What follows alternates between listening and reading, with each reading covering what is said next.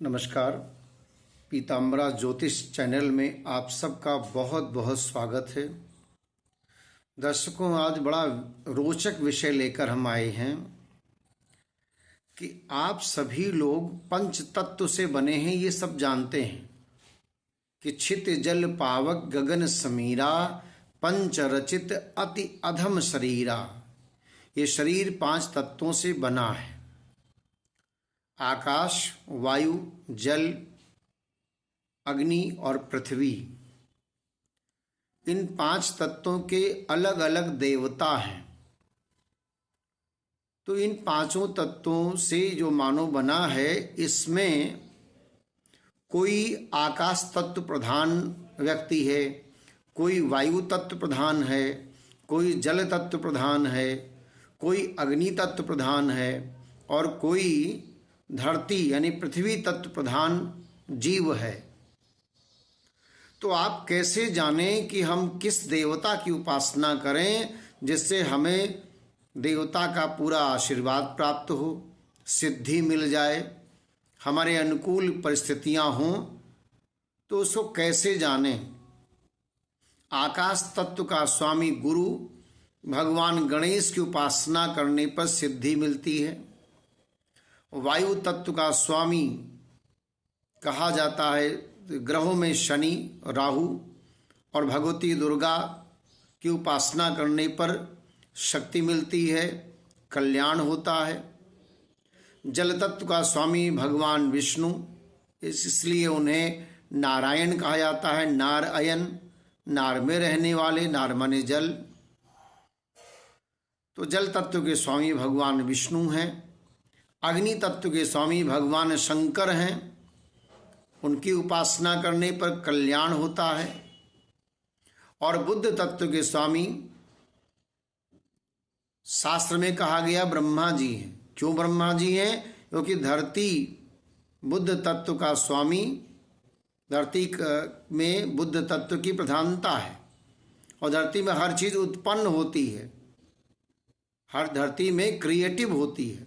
तो ब्रह्मा जी क्रिएटर हैं। तो आप अपनी जन्म पत्रिका में जानकर कि कौन से तत्व की प्रधानता है, प्रथम, पंचम और नवम भाव के अनुसार जानकर, पहला भाव, 5वां भाव, नवम भाव में किस तत्व की प्रधानता है, उसको जानकर यदि आप उस देवता की आराधना करें तो आपके जीवन की समस्याएं दूर होंगी और अनुकूल परिस्थिति आएगी, देवता की कृपा होगी और बहुत सारा आपको बिना कुछ कर्म किए भी तमाम चीज़ें मिल जाती हैं। ऐसा भी कहा जाता है, कर्म तो करना पड़ता है लेकिन कर्म कम पर करना पड़ेगा, लाभ अधिक मिलेगा। तो इन तत्वों को समझकर, जानकर जब आप उनकी उपासना करते हैं तो कल्याण होता है। आकाश तत्व के जो जातक हैं उनको भगवान गणेश की उपासना, वायु तत्व के जातकों को ये अगर प्रधान है इनके कुंडली में तो भगवती दुर्गा की उपासना, जल तत्व प्रधान जीव है, जातक है, भगवान विष्णु की उपासना और अग्नि तत्व प्रधान है तो भगवान शंकर की उपासना और बुद्ध तत्व यानी धरती तत्व प्रधान यदि आपका जन्म पत्रिका है तो ब्रह्मा की उपासना करने पर आपको मनोवांछित फल की प्राप्ति होती है और थोड़े ही दिन में सिद्धि प्राप्ति का योग बन जाता है। तो ये शास्त्र में कहा गया। अब कैसे जानें कि आपकी जन्म पत्रिका में कौन से तत्व कैसे होते हैं? तो आप पहले ये जान लो कि मेष राशि, सिंह राशि और धनु राशि अग्नि तत्व की राशि है। वृषभ राशि, कन्या राशि और मकर राशि ये पृथ्वी तत्व की राशि है। मिथुन राशि, तुला राशि, कुंभ राशि वायु तत्व की राशि है और कर्क राशि, वृश्चिक राशि और मीन राशि जल तत्व की राशि है।